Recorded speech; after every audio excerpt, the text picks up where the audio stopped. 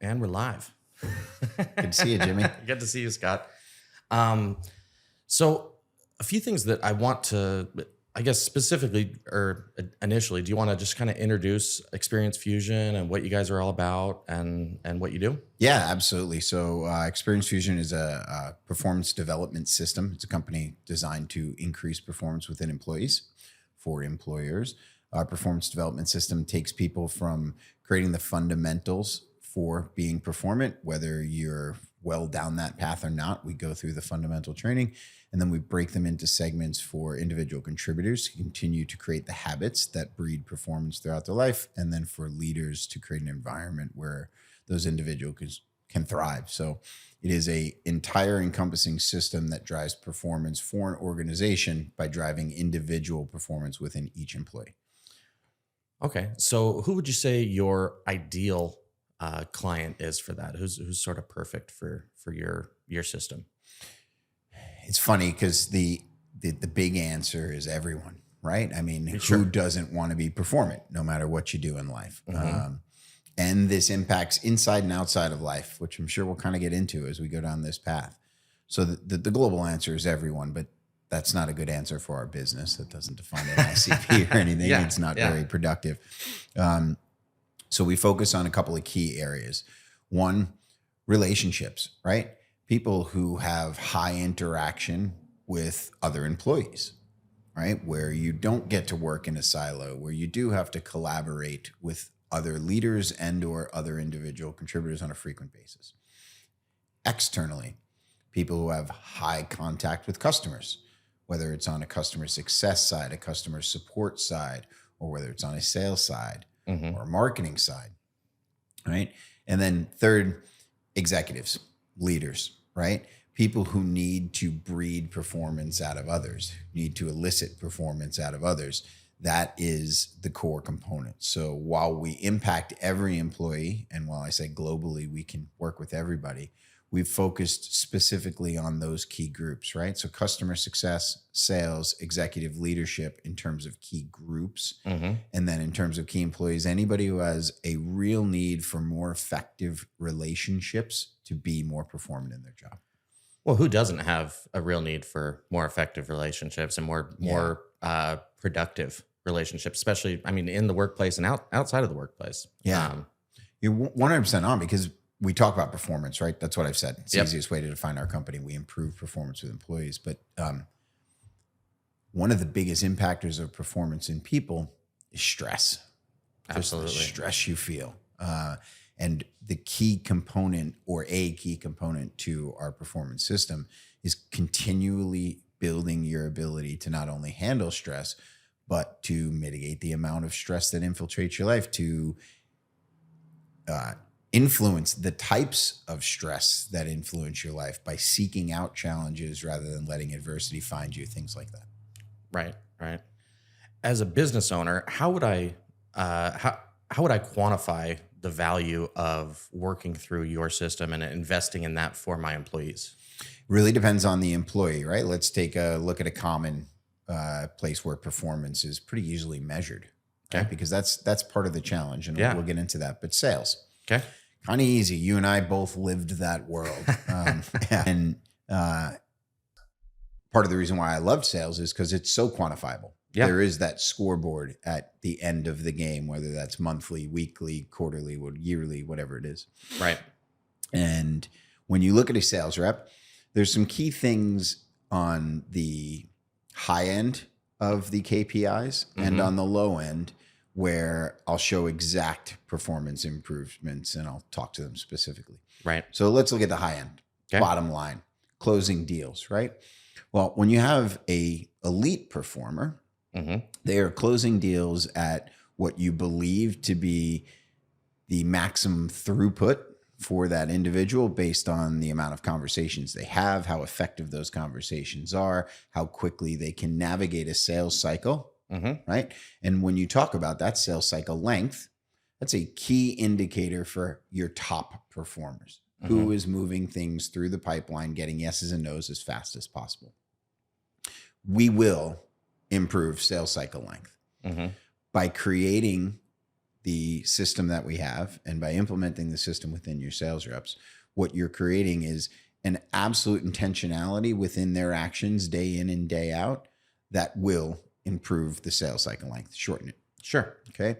Let's look at another KPI. It's probably a middle ground KPI, right? It would be opportunity creation, right? Out of sales qualified lead.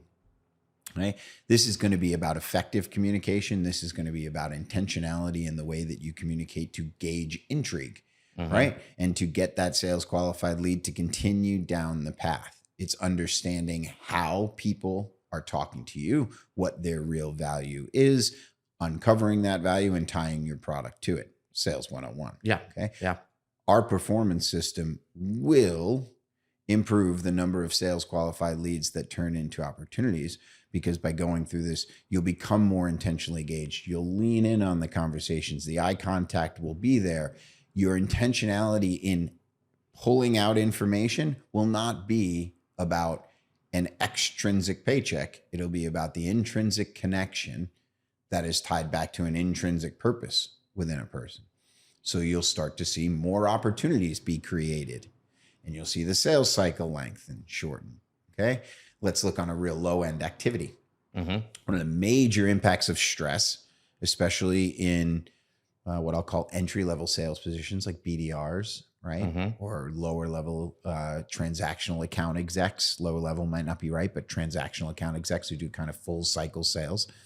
The stresses of quota, the stresses of slow times, the stresses of the economy, the stresses of a pandemic, all of those build, relieve. But what about the stresses of, I had a bad day at home. I had a bad day with the kids. I didn't get to pay this bill. I just got this notice. Well, those can impact a day. And as we know as sales leaders, one day of prospecting missed is about 2 weeks worth of results down the line. Absolutely. Right? Yep. And by giving people the formula and the foundations and the success plan to be performant and build the habits to be performant, they will have less stress impact. They will have higher activity, not on necessarily a daily basis where you're going to go, oh, I went from 110 to 180 dials a day. No, I went from 1,000 dials a month, 1,500 dials a month, 2,000 dials a month to 2,500 dials a month. Right. Because 1 day or 2 days a month, I'm just more performant because I'm able to deal with those stresses. So in a sales easily quantified position, there's some areas that our company will impact directly. Now the key, and I'll tie this back to the other areas, we customize with each customer. So as we go through our performance development system, we'll work with each customer and each group within that customer to say, what are the KPIs that you want to see improvement on? Okay. And let's tie that back to how we work with your people to create the performance in those KPIs. So when you look at a less definable area, Yeah. marketing, Marketing. what you do, right? Yeah. If it's a finance department, if it's I mean, there's so many things that are very difficult roles that are very difficult to quantify performance. How do companies traditionally do that? Have you seen them do it? I think it's very subjective in most cases. I mean, a lot of it could be based on productivity, but again, that would be based on the position or the role as well, right? Yep. And so I think it's very subjective, and I think that can be good and it can be bad. Yeah, 100%. So a lot of roles in companies are very subjective in their performance measurement. Sure. Right. And that's why we customize with each customer to say, hey, based on your group and what you have, what is the challenge? Right. Oftentimes, companies are doing assessments, employee experience assessments, employee satisfaction assessments, right? And they're doing anecdotal gathering of team information in reviews and performance reviews. Still all very subjective. All very subjective. Yeah. So when you look at areas outside of sales, when you look at areas outside of customer success, one of the things that isn't subjective is turnover rate. Absolutely. One of the things that isn't subjective is medical leave. Right. Especially for mental health or stress. the amount of time that people call out of work, the days they call out of work. These are direct KPIs that we will improve, which will improve the performance of that individual. Now, some companies have direct productivity or performance guidelines that they've instilled for groups because they've created algorithms or that allow them to say, here's how you measure productivity in a controller, in a finance group, right? We'll take that. We'll take your productivity measures. We'll take all the assessments and the employee experience scans that you have, and we'll baseline it, and we'll show the improvement in whether it's subjective or objective information that a company may have about a particular group. So whether it's quantifiable easily like sales or customer success, where you have CSAT and NPS that can go directly up within your customer base because the relationships are better, churn goes down because success is doing a better job. The amount of expansion goes up because success is doing a great job, easily quantifiable. You're exactly right. When you roll it down into some less quantifiable performance roles, marketing, finance, it is about being objective and subjective to the way that the company has done it in the past with prescription on how you can do it forward. If you've never done an employee assessment, let's devise one together. We have a baseline of a Q20 and a Q30 that can allow you to gauge where people are struggling. Okay, that makes sense. How are you seeing the technology age and Gen X group that's now entering the professional workforce more and more? How is that? How is their performance or their I'm trying to think how to word this properly, but how is the way that because they operate differently than I'd say than my generation. And how is that affecting overall performance and morale and happiness in the workplace? And I mean, how does that? It's a really interesting question. Together? Yeah, it's a great question, and it's part of the reason why we have our company, right? To help answer that, to help find answers for that, to help find solutions for that. More importantly, so let's take a look at some of the facts. Stress is directly, the amount of stress felt is directly equated or directly in line with age. Okay. But it actually is the inverse of what you might think. Maybe not. The older you are, the less stress people feel. Okay. Now, at a certain age, that makes sense. Maybe you're retired. Sure. Right. But our generation, doesn't necessarily make a lot of sense. Right. But when you start to think about what you brought up with technology and everything, and you take that as fact, that's from the American Psychology Association.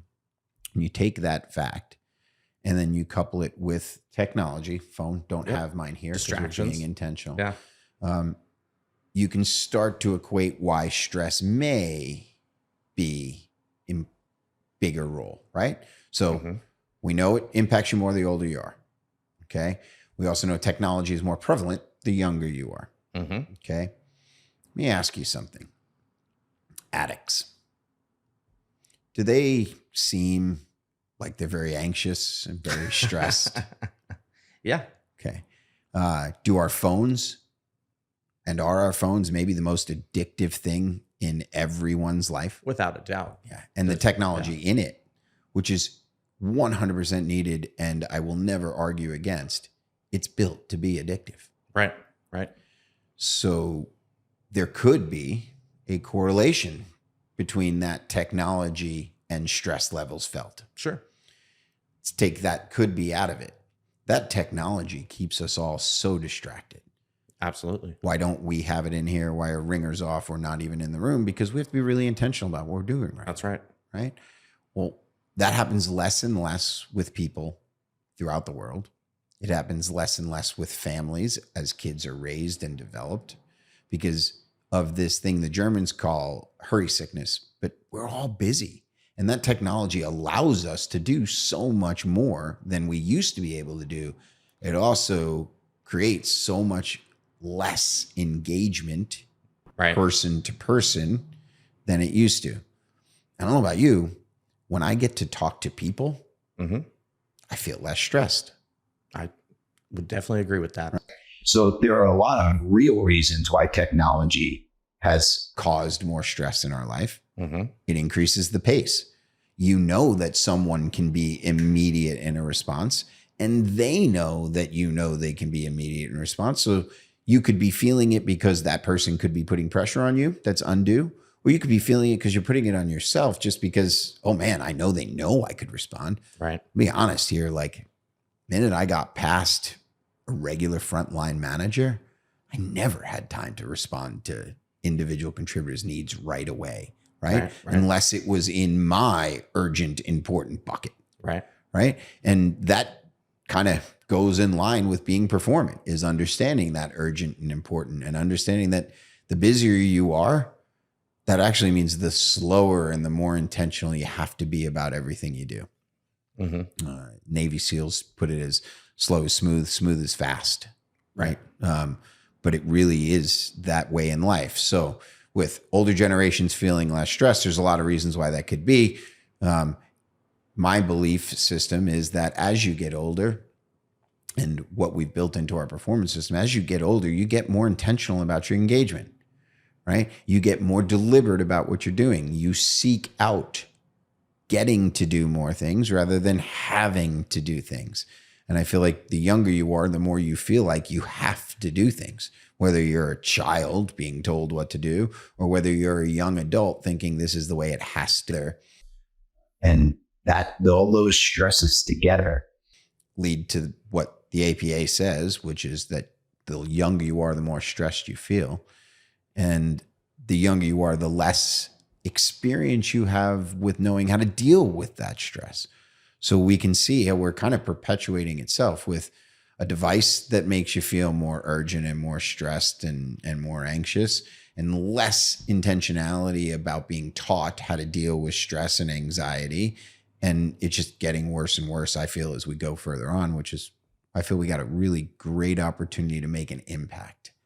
That's what we're here to do. It's great going to market to companies. It's great seeing individual companies like Zendesk talk about the performance improvement they saw from 90 minutes with their entire North American success organization. 95 people, 90 minutes over 2 days, and testimonials about real results that they've seen in less than a month. That's incredible. But it's also, how do you get that to make an impact? We also bring this to education, to teachers, and then to students. Right. Because if you're not going to get taught from your parents, because the world is that hectic and maybe they have less knowledge about it than they used to, where are you going to learn it? So we've created something that I really think can impact the world. And we have a goal, a million lives impacted with this performance system. We know if we can do that, that some of the big challenges we see in this world today, disconnection, apathy, disengagement, lack of passion, those start to change. Absolutely. Absolutely. It's funny when you were talking about communication relieves stress, right? It made me think of when I first started at the company you and I used to work for. Mm-hmm. I had come from Morgan Stanley, kind of a buttoned up corporate environment, and I got a complaint about a success coach from a client, and I did what I'd say most people normally would do. I forwarded it to the success person, put his manager on it, copied his manager on it, and whatever, kind of a snarky email, I'd say, because I was annoyed that now this is making me look bad because it's this and that.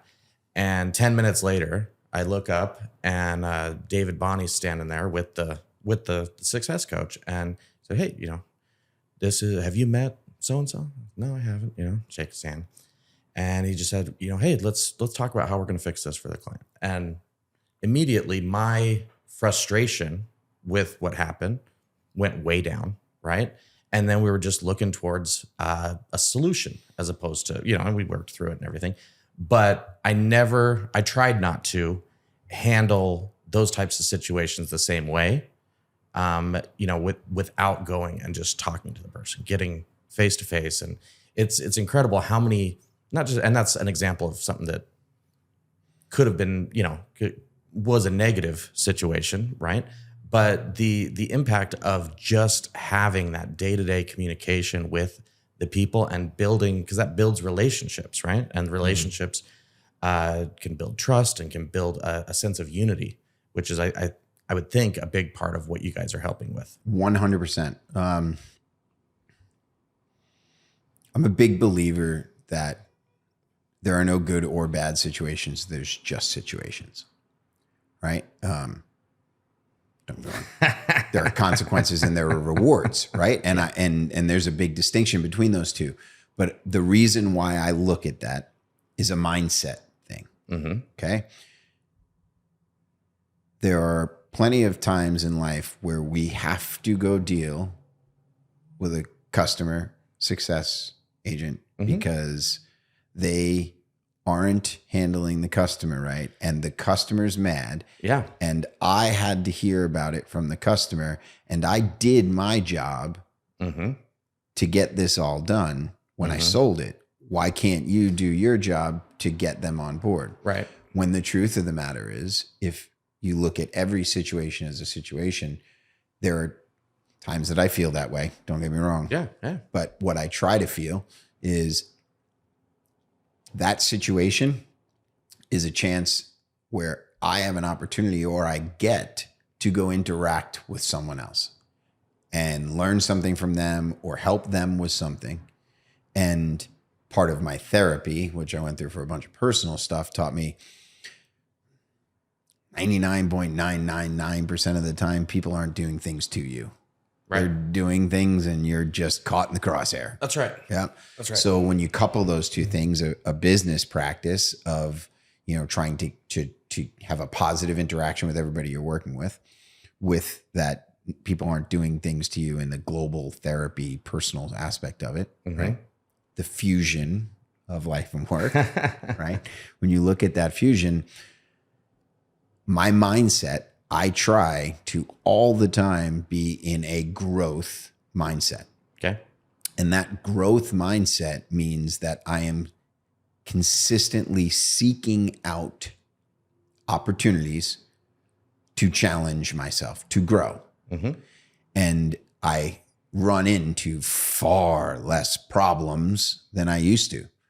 When you and I worked together, specifically the first couple of years at Infusionsoft, when I think you started in 2010, right? I was there 2008 to 2010 selling.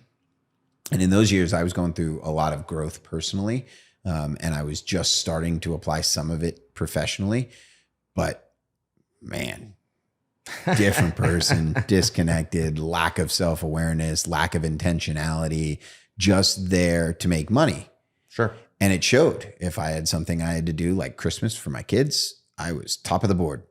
And if it was June and there was nothing around the corner and nothing to do, and I didn't really care much about, just anything other than meeting my monthly expenses, and I did enough to be Enough to get by. decent sales rep, right? Top 20%, top 30%, but not near the top, never consistently, never a Corey Snyder. Right. Corey Snyder has that drive and that intentionality around sales. What I discovered with sales is my drive and my intentionality is around influencing people. What I've discovered as I've gotten older and I've really defined my purpose around influencing people is to make them more performant. Right. I know I've been given a skill set, and I know I've been given an opportunity through the adversity that I went through younger to be able to develop that skill set. And I believe I and my partners have a unique ability and collection of background and intelligence and experience to say, look, follow this path. And no matter who you are, where you are in life, CEO of Amazon, right? Jeff Bezos, down to my 16-year-old just trying to get through high school, right? It will improve your performance. And that's what we aim to do. And if you're at that 16-year-old level, or you're at a equivalent teenage level in your professional career, this can be the path to really accelerating your individual career inside, outside of work. And as an organization who we sell to, whether you have 20 employees or whether you have 200 employees, if each one of those individual bubbles gets bigger, your company bubble gets bigger. What do you think what are some of the biggest mistakes that you see a lot of leaders making in making their teams less performant? Coaching to the team. What do you mean by that? So as a sales manager, you've been there, I've been there. You've got a number over your head. As a sales director, you've got a bigger number with more people over your head. As a sales VP, you've got a bigger number with more people over your head. Okay. As a CRO, you have the entire number and more people.